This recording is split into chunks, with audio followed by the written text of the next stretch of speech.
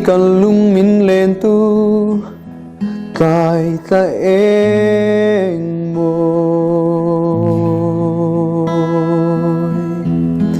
ang ngain karu kay val riang hian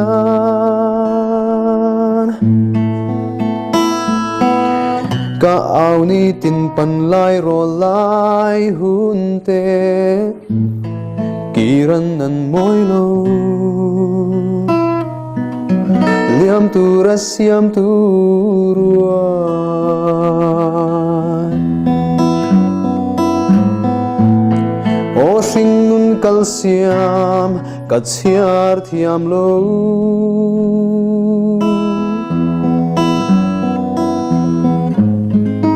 phong khua an lối la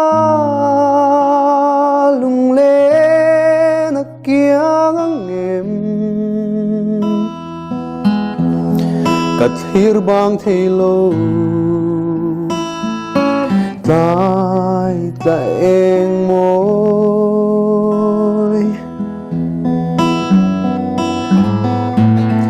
amoi nghe Lunglen ti Zual Turan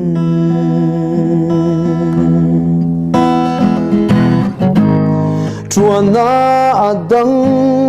sak mel ton nan karala athen kan tha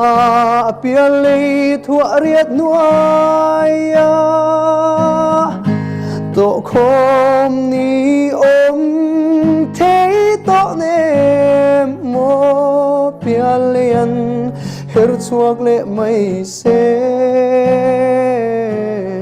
pan lai nun thiang lim kha